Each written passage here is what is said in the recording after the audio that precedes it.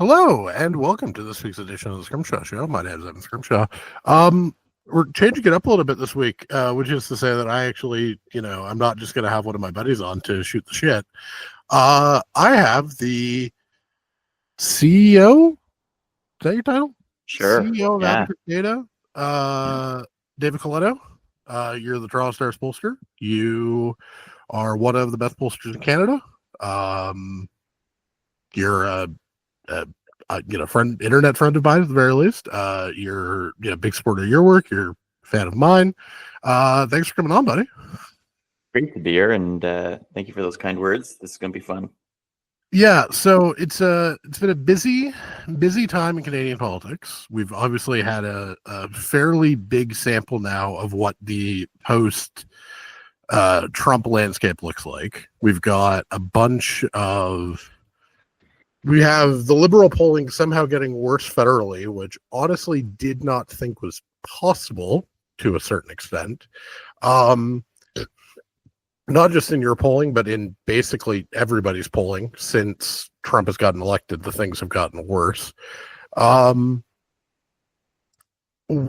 your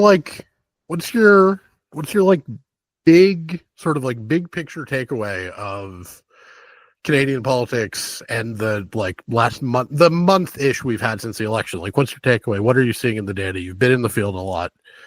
Just high level, what are you seeing?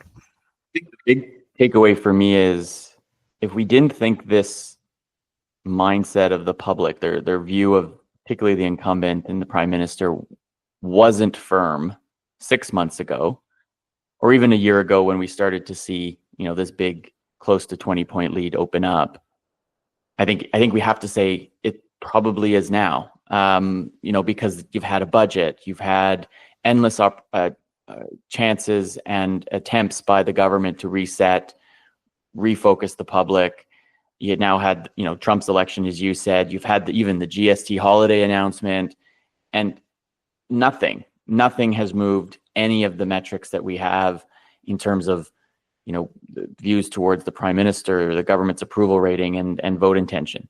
In fact, the only thing that's kind of moved, and again, the wrong direction if you're the incumbent, is the sense of, is the country headed in the right direction? And now it's as low as I've ever measured it at 22%. And although it's numerically lower, it's still symbolically, it's numerically lower than those in Canada who think the US is headed in the right direction. So, to be able to say that more Canadians think the US is headed in the right direction than they think of their own country goes against everything that we've understand, even Canadian perceptions of us versus them over the last basically, decade. I think basically the start of Trump, 2016, I think Canadians have been in a pretty sour mood about what's going on south of the border. And now there's some who think they're maybe going in the better direction than we are. Yeah, I mean, that's mostly a function of the fact that, distaste with Liberals is incredibly high.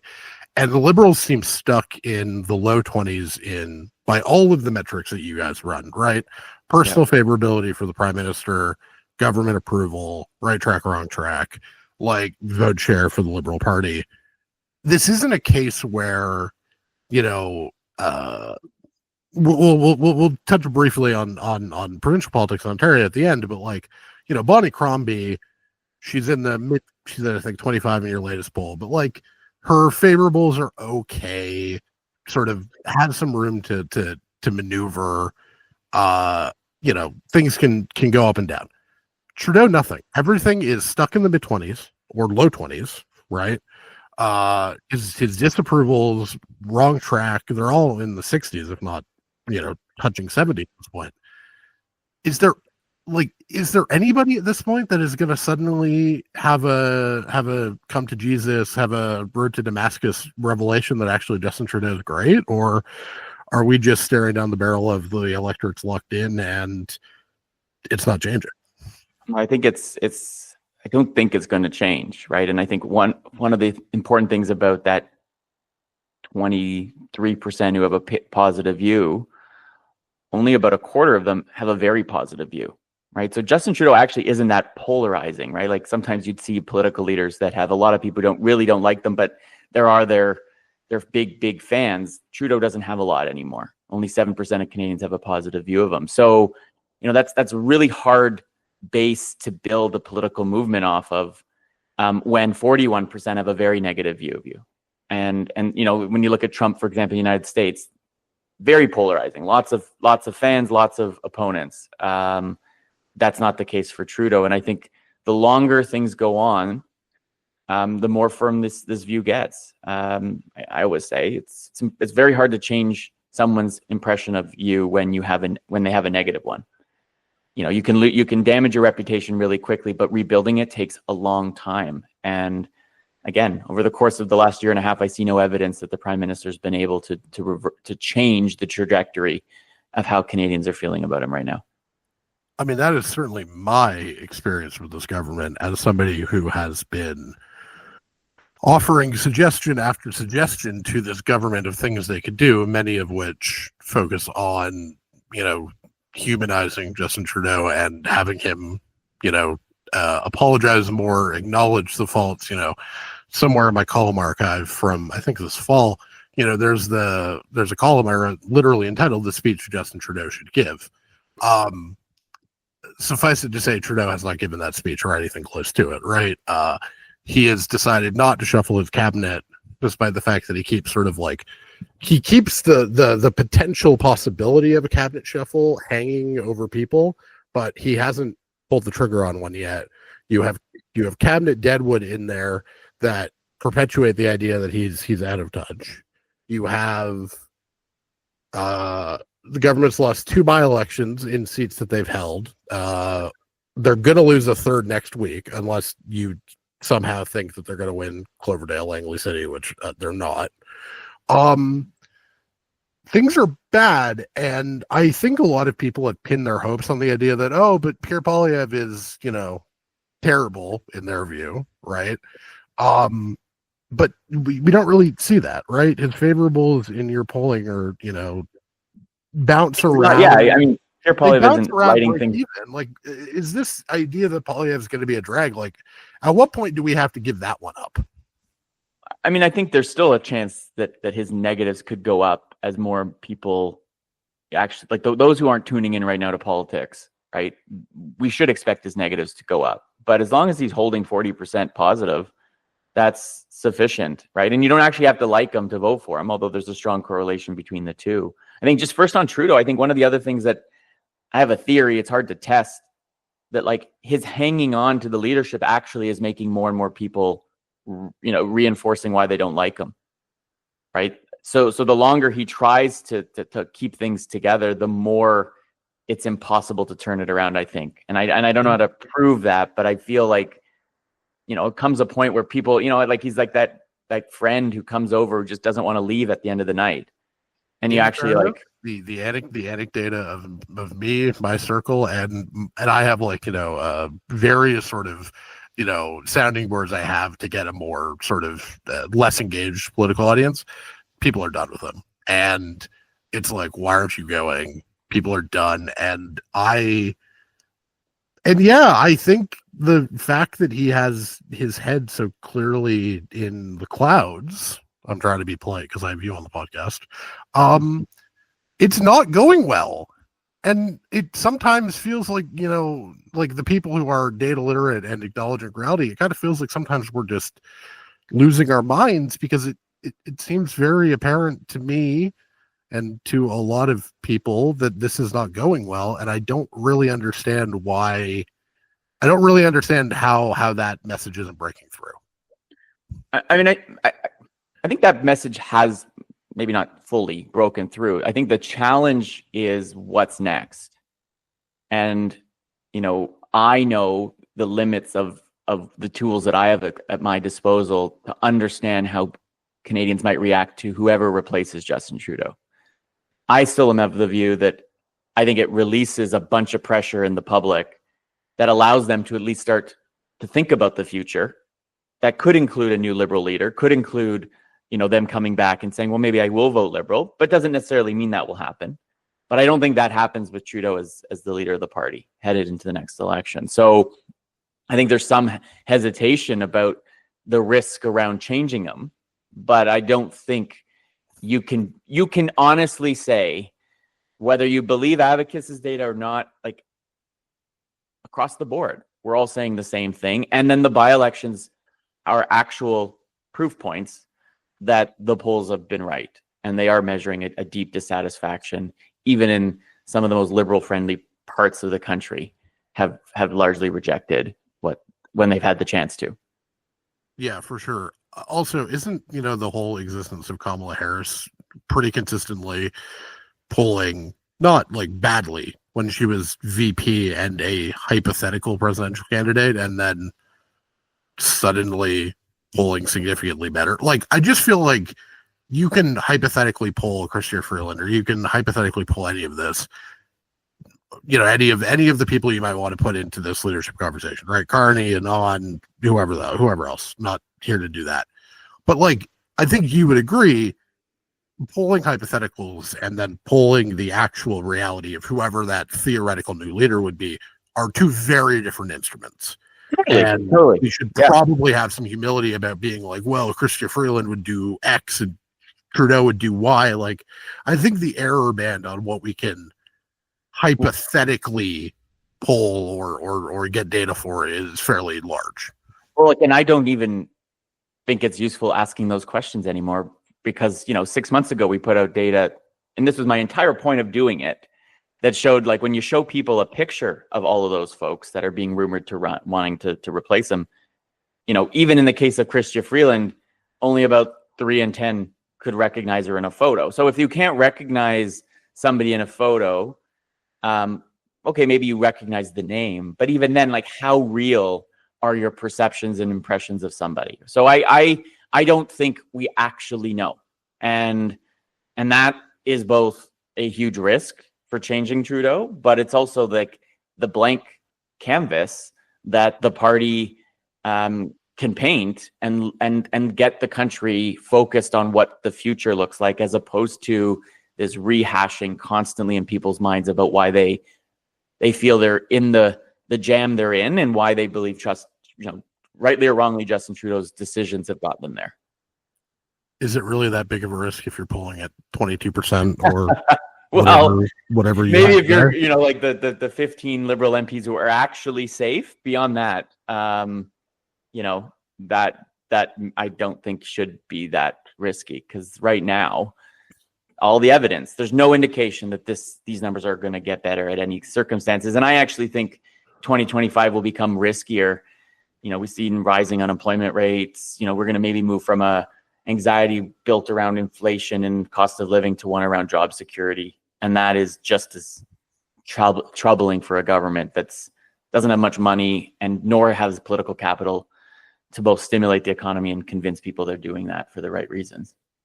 So I want to dig into Poilievre's popularity. You were one of the first people to identify the sort of, I can't believe I'm about to say this word out loud, youthquake in favor of Poilievre.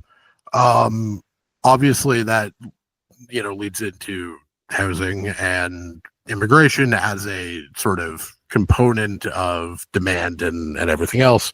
Yeah. One of the arguments that a lot of people, and I'm going to admit here, fairly badly made, myself included, against this youthquake truly happening is, but Poilievre doesn't have a policy on climate. And the argument that was made was that young voters care more about climate change, therefore climate change will act sort of a glue to young voters and progressive parties that can alleviate or sort of counterbalance Poilievre maybe saying some decent things on housing or whatever. Your latest poll has 18% of Canadians overall listing climate change as a top 3 issue. That number is 16% for the for 18 to 29s and 30 to 44s, 24% for the elderly. Obviously, to some extent, this is young voters are more conservative, older voters are more liberal, so that's part of what it is. But climate change hasn't really registered as an issue. The Conservatives have won St. Paul's, which is very, which is an old city of Toronto, sort of It's the kind of seat where more people are going to bike as a general rule. It's the kind of seat where, walkability and all of that stuff are more highly, sought out. And climate And change. Josh Matlow is the city councilor. No, Josh Matlow is the city councilor, right? Yeah. Right. Carolyn Bennett was the MP for like 30 years. She even won in 2011, which is proof of the disaster the liberals are walking into. But why isn't climate hurting the conservatives with younger voters who, in theory, should care about the issue more, and who in the past have called climate change a bigger problem? How come Poilievre is just able to sort of glide on the fact that he doesn't have an emissions reduction plan other than axing a tax, which is, again, not an emissions reduction plan? I think you chalk it up to it's not as big a priority right now. So when you unpack it, younger Canadians are just as likely as older ones to think climate change is a real problem, that it exists, that it's going to create more anxiety, scarcity in the future. But the way that I chalk it up is, like, right now, if you're under the age of 40, really, and you don't own your home and you don't have like a 6-figure job, well, the world seems really hard to meet basic needs: paying the rent or the mortgage, feeding your family, feeding yourself, paying, to get around, whether it's by transit or car.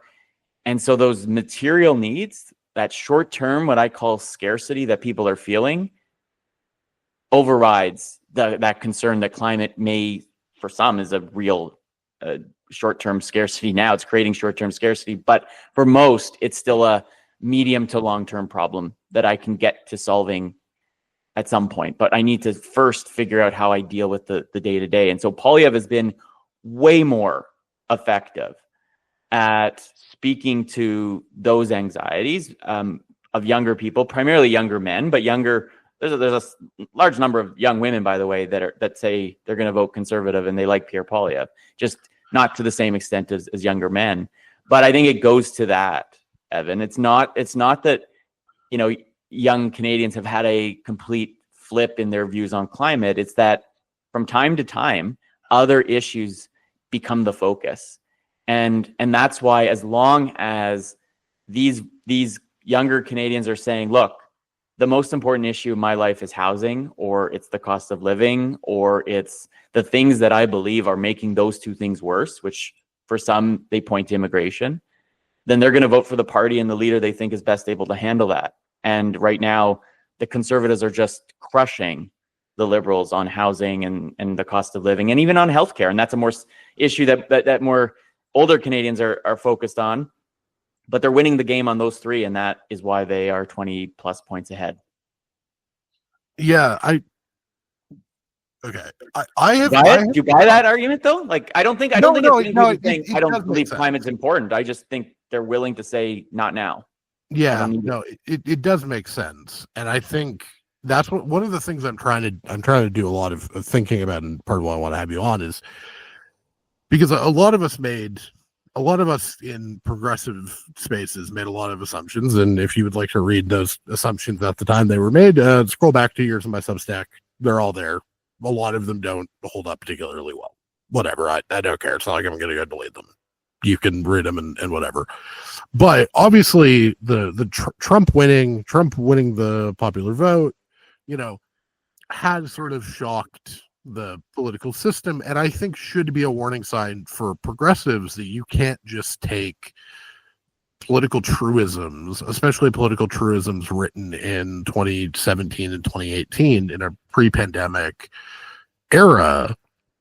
We can't just take those as true anymore. And I think that, conservatives have to be very real on climate change to win back youth voters, I think has been one of those truisms that has been and is going to continue to be shattered by events in the next few years. We didn't see it in the UK, but in fairness, the UK Conservatives were a tire fire, so it's not like we really were in a position to discern any meaningful trend out of that election. minority voters in the U.S. obviously move pretty substantially right. Minorities, as a general rule, in the U.S. are younger because minorities tend to be the only people in the U.S. who are having kids still. And I'm just fascinated by this because it's something that we've sort of known to be. It's something that's pretty clear from the data. Young voters, 50% of 18 to 29s have housing affordability and accessibility as a top three issue. 33% of 60 plus, right? 36% of 18 to 29s have immigration as a top three concern. 31% of 60 pluses do. Healthcare, only 29% of young voters have them as a top concern. 53% of the old. Again, logical given age distributions and need of these services. The immigration stuff is fascinating to me. Again, you were one of the first people to really get on this point, and to point out that there was sort of a hidden Canadian consensus that the political class were not getting right away. Do we think the damage is done politically to the Liberals, despite the fact that they are actually enacting a quite restrictionist immigration policy for the next few years? I think it is. I think it's a too little, too late, or even if it's a lot, it's still too late. You created this problem. This was a decision your government made, and again, I don't believe that most of the anti-immigration sentiment is actual. I think it's about quantity, not quality, of the people coming. It's the too many. We just let in too many. Population growth has become a bad word in most parts of this country. People who believe their community is growing quickly are 20 points more likely to think that community is headed in the wrong direction. And young people who I think have experienced the perceived effects of this, and I say it's perceived because everything we're talking about is perceived when it comes to public opinion. They believe that it's harder to find an affordable home, that the jobs that they need are harder to get. Youth unemployment is very high, and they believe that that's because the federal government made a decision to welcome millions of people over the last 2 years and didn't have a plan to house them and find employment. Even though when they made that decision, it did appear to some that there were major labor shortages. So I think it's a proxy for everything else. It's when you ask this kind of question, there's parts of it that are the problem, which is housing affordability and accessibility, and then immigration for many is the cause, or at least partially the cause. And so I think the government had to act in order to stem the pressure, but I don't think it solved their political problem.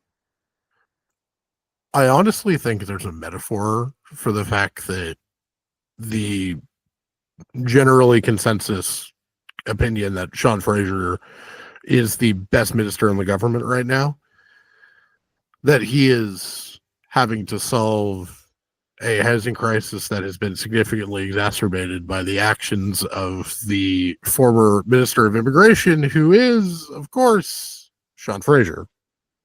Fraser was the immigration minister who, loosened the TFW rules, who has overseen who helped oversee the sort of boon in international students post-pandemic once we started letting people back in.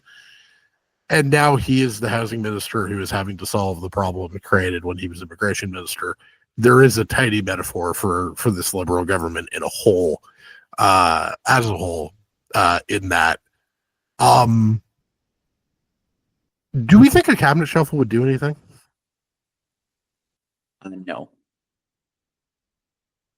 Why? Because unless you bring in a group of people who signal to people who don't pay deep attention to politics. So you've got to find a way to get to the next level of the public who aren't, listening to your podcast or, subscribe to my newsletter, outside of kind of that core audience. They need to feel that it represents a substantial change. And I don't think, first of all, there are people in the caucus who are well known enough in order to create that perception.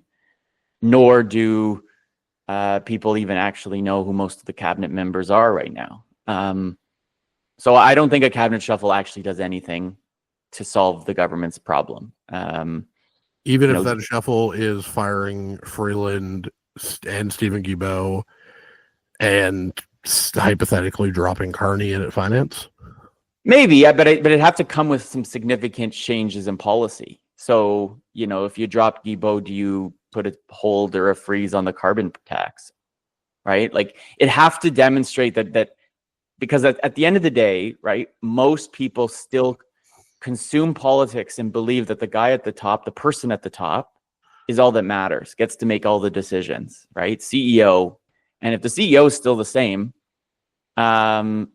what changes? And again, Mark Carney is not a household name. Mark Carney might signal to some, perhaps, seriousness of the economic crisis maybe that the country's facing, but I don't know if it actually solves the problem. I really think that, which is why I've argued, like Evan, and like taken some flack for it, that like I look at this data and say the only real thing that's going to shock the public out of the mindset that it's in is if the prime minister announces, I'm done, I'm not running again. Because barring that, I don't know what else, creates that kind of jolt that everybody talks about, that everybody will say, okay, now what? A cabinet shuffle does not create that. And the last version of that proved the point that most people didn't know it happened, and actually probably had the counter effect in demonstrating that actually the government wasn't changing. I wrote a column the night of I agree with that. But I just wanted to ask because some people think a cabinet shuffle is a, magical elixir that will save everything. I wrote a column the night of the Toronto St. Paul's by-election, or I guess the morning after, technically, because I think that went up at about 4 or 5 a.m. because I committed myself to staying up for the entire thing. I wrote that piece and made the case pretty forcefully that Trudeau needed to go, and that for all of his good and for all of his time in office, his continued leadership of the Liberal Party would waste valuable time and leave the party stuck in a morass that it would be difficult for them to get out of. It is now December 9th. I wrote that on the very early mornings of June 25th. It is now December 9th.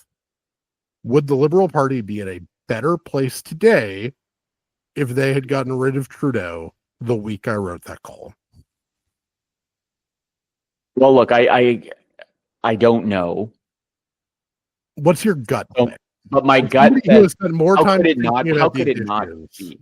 Or at least the likelihood that it wouldn't, that would be better off seems to be higher, right? I try to think of everything in probabilities, and you're right. If they had started a leadership race in June and it would have ended in September, and you would have had 3 months of a new leader that presumably had an opportunity to make some significant changes, to signal that this is a new government going in a new direction, they could be in a place where they could be starting to, one, increase the number of people open to voting Liberal. I think, everyone focuses on the horse race number, but the scariest number if you're the federal Liberals is the fact that fewer people are open to voting for you than they are the New Democrats right now.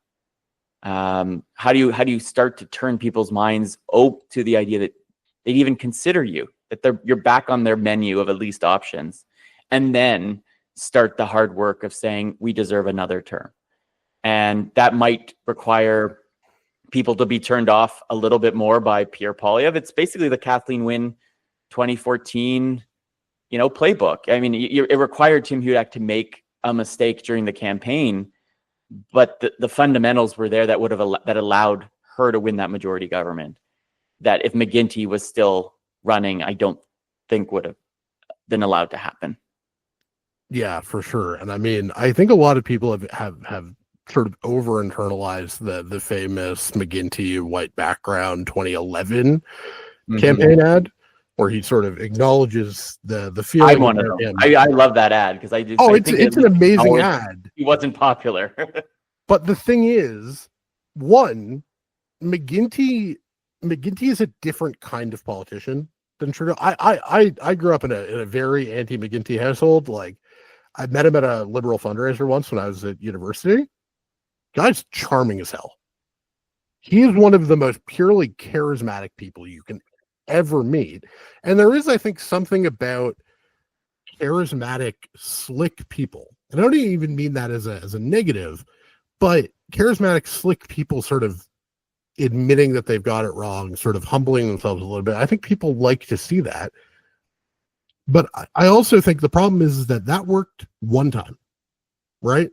That worked in one specific set of circumstances, in one election, in a recovering, getting better economy.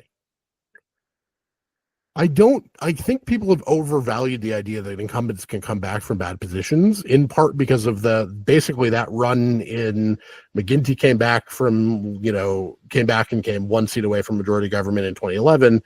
Obviously, Danielle Smith blew the 2012 election to, why am I blanking on her name? Alison Redford in Alberta, and Christy Clark obviously saved the BC Liberals in 2013. I just think that, it doesn't make sense.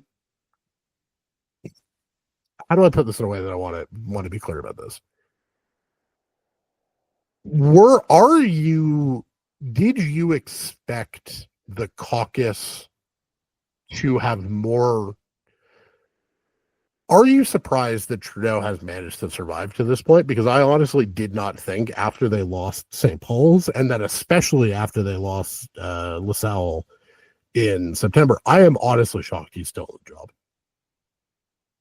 I am too. I didn't expect just how, and I don't know if it's how much, because I don't think it's control. I don't think, but how little confidence. I'm going to maybe be tough on some people I know, even in the Liberal caucus, how little confidence they have in their ability to force his hand, right? And just how much power a leader actually has, especially when they're the prime minister in situations like this. Like, as much as he is weakened and his public reputation is as low as it's ever been, caucus just doesn't seem able to balance, that imbalance that exists. But and maybe it's because, and I get asked this all the time. I chat about it all the time. Maybe it's because there's no clear alternative to him. There's no, person that's clearly waiting in the wings, ready to go. I don't know what it is, but it is an amazing amount of both. Probably, he's still the prime minister. He still has a level of celebrity and a profile, and I still suspect, this was somebody who brought the party from third to first in 2015, brought many of the people in that room, and kept them there for the last two elections. But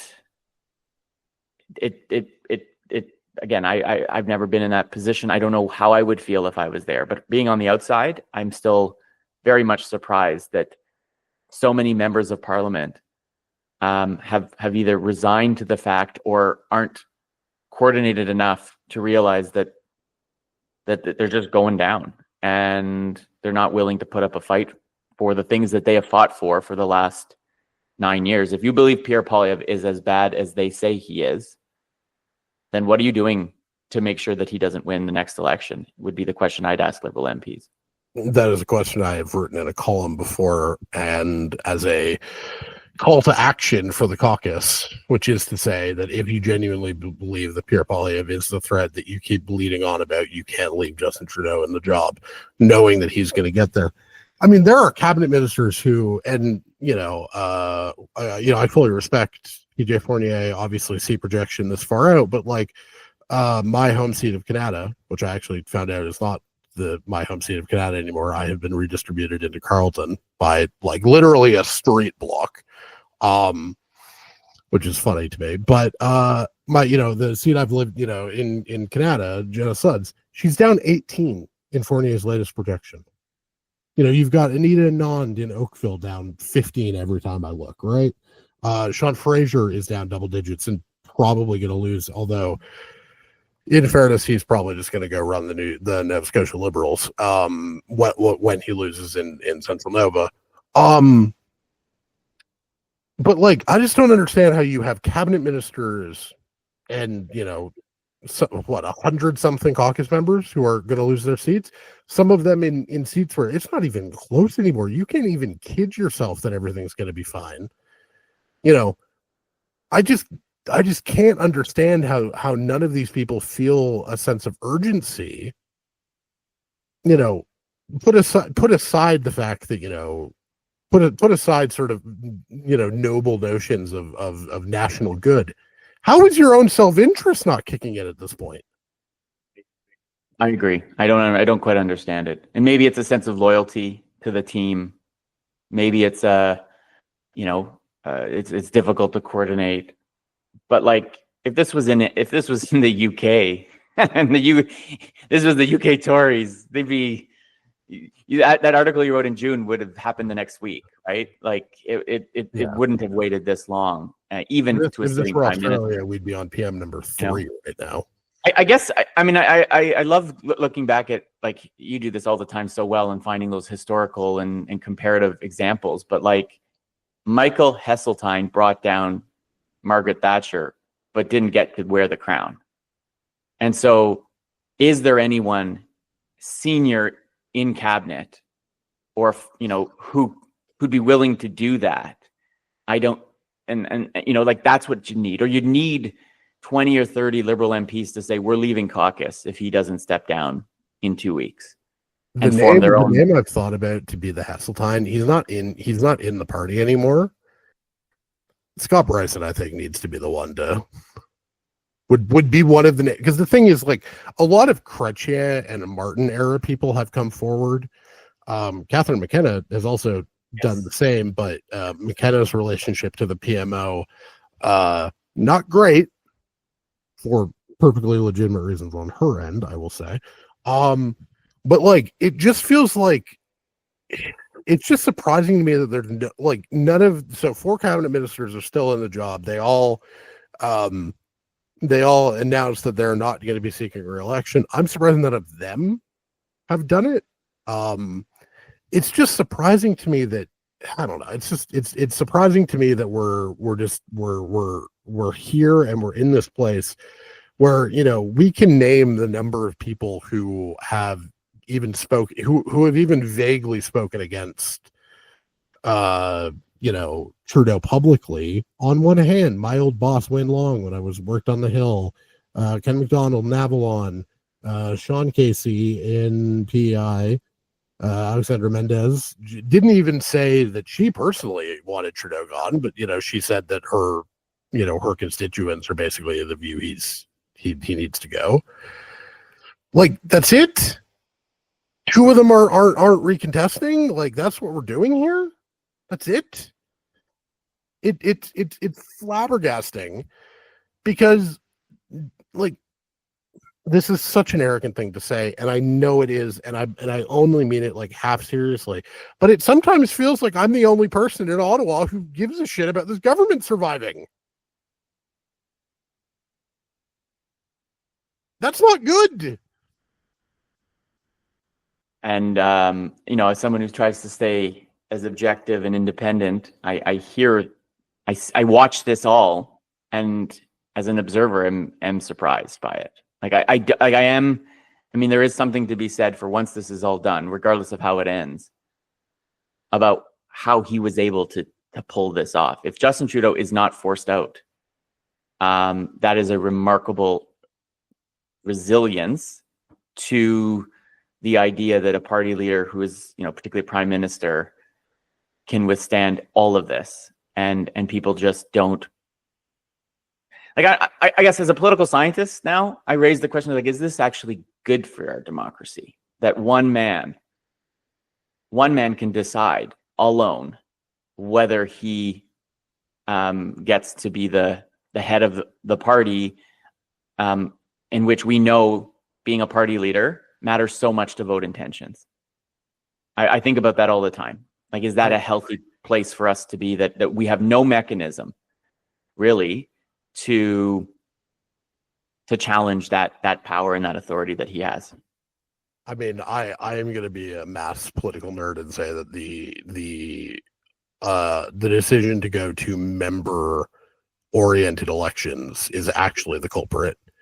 And caucus election has a simplicity and a virtue to it, which is that members and the public pressure the caucus makes their decisions. And at the end of the day, it is a clean mechanism that, because the thing about internal party democracy is that liberal members or conservative members or whoever are not representative of their voters, right? They're just not. Like, we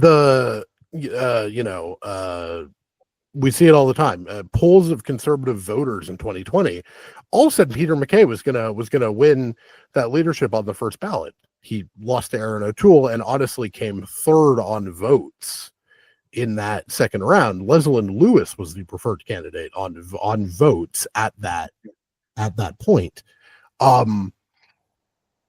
So this notion of like internal party democracy, it's not real. It's not really representative of the people. It's representative of a very selected group who you can sign up to a leadership race. We don't have, mass member primaries. We don't have a system for that kind of voting.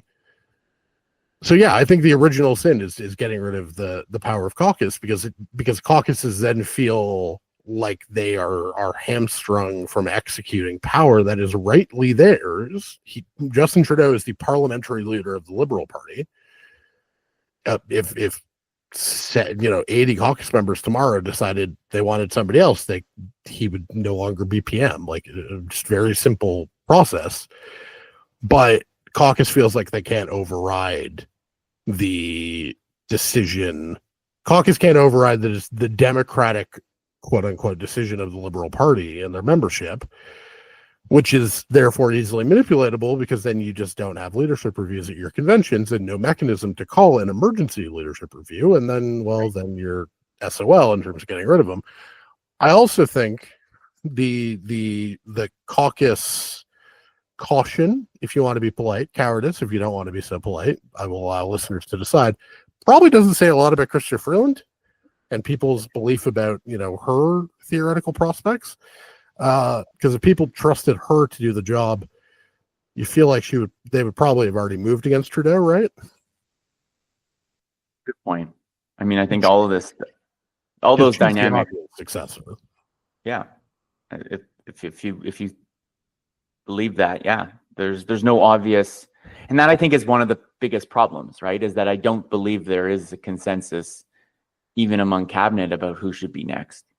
And in the lack of that, then it becomes hard to initiate the really hard thing, which is to push the prime minister out. Yeah, and that might be that. Like, if we reflect on this in 5 years from now, that might be the one factor that best explains why this happens, right? And that nobody was willing to put their neck out to say it's time to go and I want to be it. Maybe Melanie Joly is starting to do that a little bit, that profile in the New York Times, but she's not saying the prime minister needs to go. She's like, maybe when that job opens up, I might consider it. But, she reiterated on the weekend, she supports the prime minister 100%. Yeah. Someone should write, and aka this is what I'm probably going to write at some point, is, did Chrystia Freeland's Disney Plus gaffe keep Justin Trudeau in the leadership of the Liberal Party through the 2025 election? It's an argument you can make. I'm not sure if it's true. The other thing I wanted to touch on before I let you, I have one fun question at the end for you. But one more serious policy question before I get you out of here.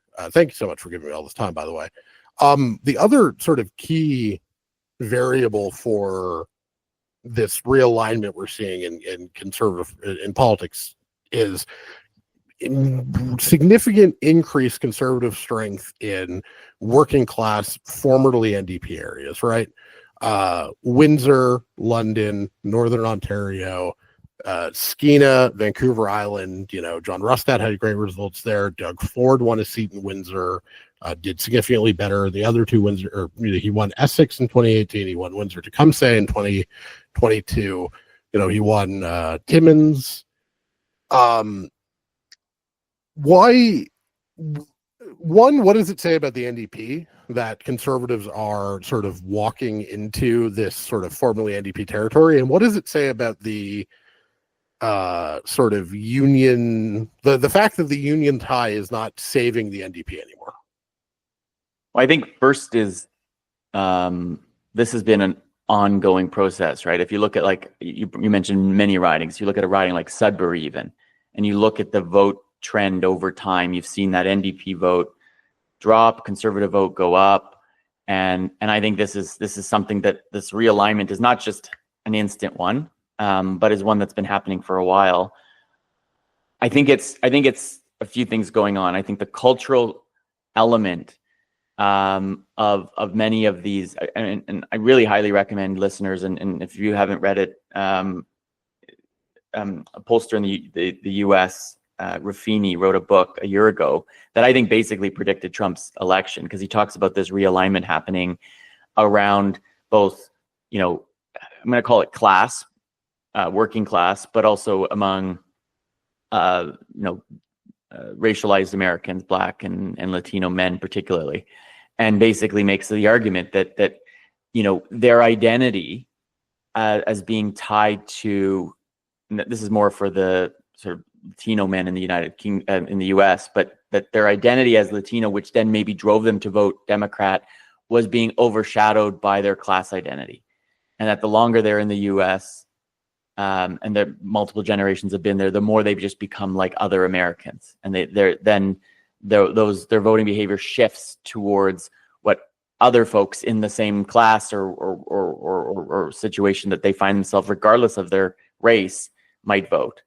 When it comes to working class in Canada, and particularly those in communities where there's higher concentrations of private sector union membership, I think Pierre Poilievre and conservatives like Doug Ford have been very effective at saying the work you do matters, in a way that I don't think progressives, including New Democrats, have really done all that well. I think John Horgan did it well. I think he could do it well in British Columbia, but Jagmeet Singh has a very hard time relating to, that factory worker in Windsor, or that construction worker anywhere really, that member of Leona, right, who overwhelmingly now are embracing conservatives in a way that we haven't seen in the past 2 decades.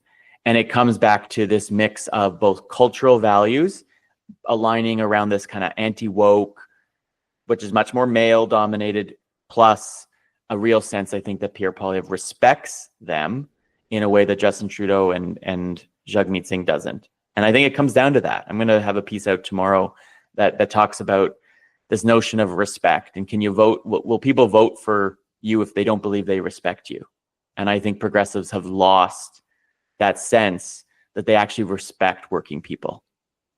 So you're telling me that Pierre Poilievre looks more comfortable in a hard hat and there's a better term than a vest, but like the orange vest. The Pierre Poilievre looks more comfortable than the guy who gets driven in a Maserati and wears a Rolex as he's making a video about how the price of apples have gone up. Yeah, honestly, I think it comes down to that simple an effect, right? Because most people's interaction with politics is visual, and that visual symbol matters a lot. And so you basically go on Pierre Poilievre's Twitter feed. Like there isn't an instance where he isn't. Even this weekend or last week, he was in the GTA at factories and, meeting, talking to folks working in warehouses, right? Surrounding himself with people, as you said, with hard hats or in working attire, right? Doug Ford in the last election said, we're for the people who shower at the end of the day, not at the beginning of the day. Which is, by the way, a minority of people when we ask people on a survey, but still that sends a really strong signal that we're speaking for people who who look at politics now and don't see themselves represented there, and maybe never did, but the New Democrats historically had the broadbents, had the, that who wasn't academic, who wasn't, working in a factory, but still you felt stood for them and fought for them in a way that I don't think, even if Jagmeet Singh's policies might signal he does, his image doesn't. And that's a big factor, I think, in what's going on right now. And of course, if you are repetitiveness is important in politics, right? The vast majority of people do not pay attention. The vast majority of Canadians are not watching Power and Politics on a daily or even checking in once a week, right? The vast majority of people have no idea who I am, and so that just sort of like repetitive thing of like, if you see something, you're seeing him sort of talking to regular people. It's very effective.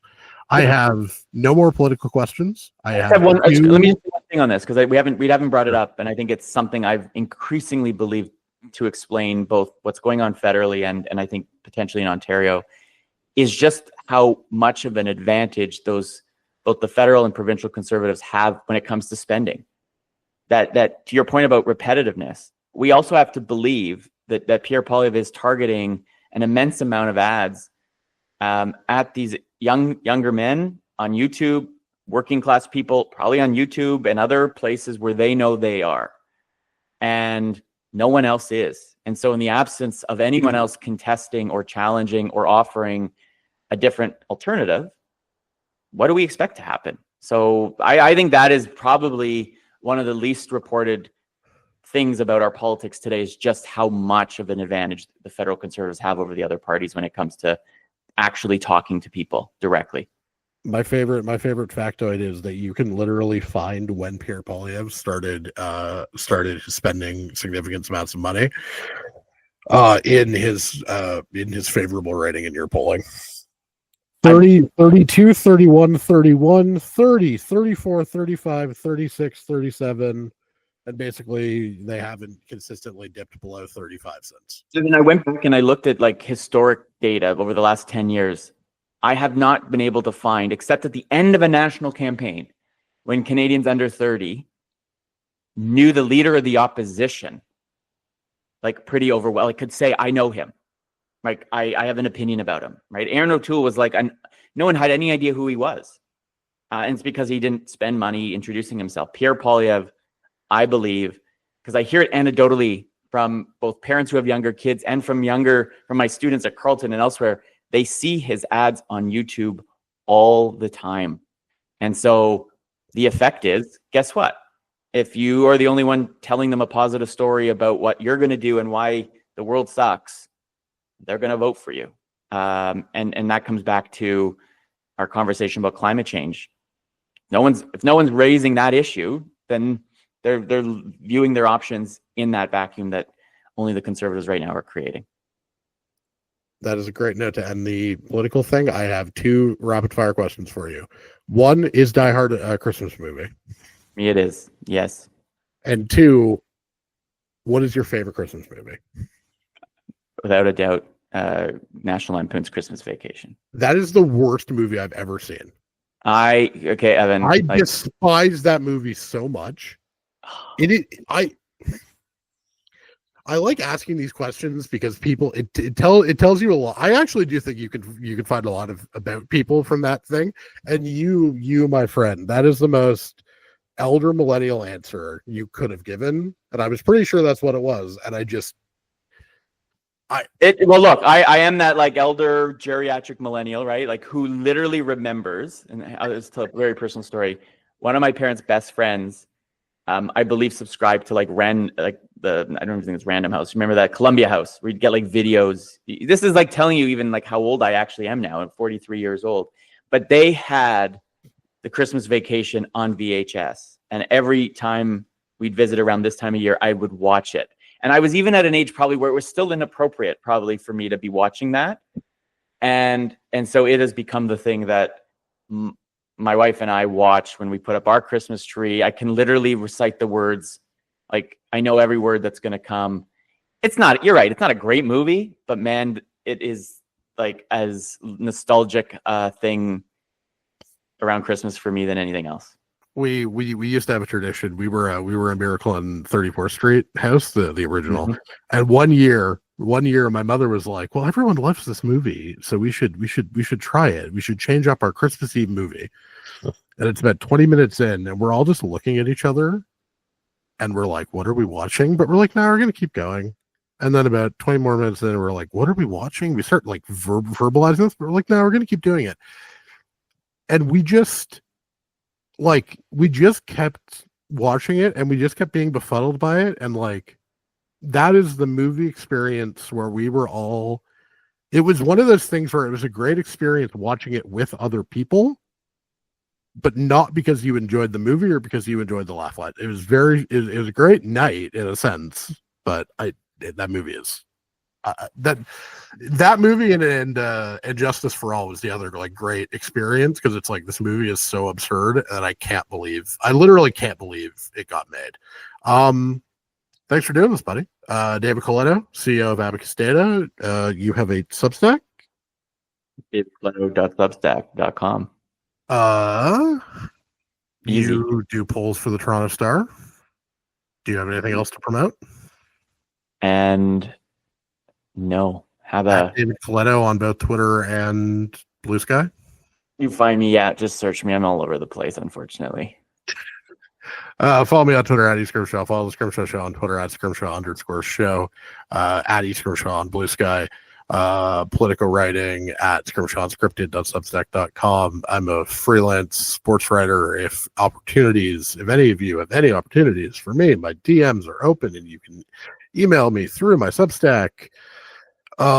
Really used to have that podcast intro more tightly honed before events, but I'll figure out a due cadence for that. David Coletto, thank you for giving me an hour of your time. This will be up Monday. Thanks, Evan. Talk soon.